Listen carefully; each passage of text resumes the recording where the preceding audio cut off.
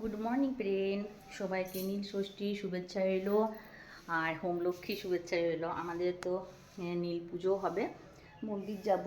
আর তোমার দেখো আমি রেডি করছি, মানে আমাদের হোম লক্ষ্মী হয়, লক্ষ্মী পুজো হবে, মানে ভাত ভোগ করি আমরা, মানে 7 রকমের ভাজাভুজি, 2টো সবজি হয়, পায়েস, চাটনি, ডাল, ভাত, এগুলো সব হয়। আমি দেখো পুরো বাড়ি এখন আলপনা দিচ্ছি, মানে পুরো বাড়ি, মানে একদম বাইরের পর্যন্ত, গেট পর্যন্ত আলপনা দিতে হয়। সে আলপনা দিচ্ছি, তারপর রান্না করব।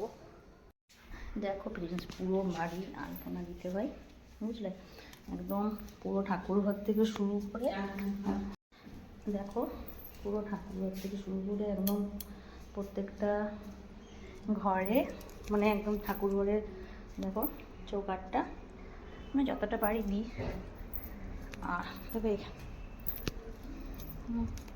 তুলসী মঞ্চ একদম দেখো লাস্ট গেট পর্যন্ত দিয়েছি।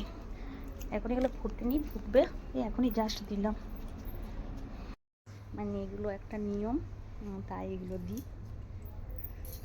এবারে আমি আমার আলপনা দেওয়া কমপ্লিট হয়ে গেলো। এবারে আমি তোমার চলতি লক্ষ্মীটা পাতবে, আমি এবারে ফুল তুলতে যাবো বাড়িতে, ফুল তুলে এনে পরে তারপরে রান্নার দিকে, মানে পুজো করবো, বাড়ির পুজো, তারপরে রান্নার দিকে। তাহলে ফ্রেন্ডস, এবারে আমি ফুল তুলবো। জানি না আগের বছর ঠিক করতে পারবো না পারবো, এরকম পুজোর জোগাড় সব বলতে পারছি না, কেননা মানুষ তো বলতে পারে না কখন কি হয়। তো এবছর তো করতে পারছি, এটাই আমার অনেক ভালো লাগছে। আর আরেকটা কথা দেখবে ফ্রেন্ডস, তোমরা ঠাকুরের কাজ কিন্তু সবাই করতে পারে না, ওটা ভাগ্যে থাকা চাই। আমার তো মনে হয় এটা ভাগ্যে থাকা চাই। এমনি বলছি, আমি কিছু মনে করো না, তোমরা ভাববে যে স্বপ্না নিজে করছে বলে বলছে, সেটা বলছি না। মানে এমন পরিস্থিতি হয় না যে মনে হয় যে কিছু করতেই পারবো না, কিন্তু সত্যি ঠাকুর বলে তো জিনিস আছে, মানে ঠাকুরই তো আমাদের সব কিছু করাচ্ছে, ঠাকুর আছেন বলে করতে পারছি। মানে একবারও ভাবিনি, কার রাতে একটু শরীরটা অসুস্থ হয়ে গেছিলো, খুব অসুস্থ হয়ে গেছিলো, ওষুধ খেয়েছিলাম, মানে ভাবিনি যে সকালে উঠতে পারবো। তো দেখো উঠে অনেকটা কাজে এগিয়ে গেছি। এবারে আমি ঠাকুরের ভোগ রান্না করলেই আমার হয়ে যাবে, কমপ্লিট হয়ে যাবে।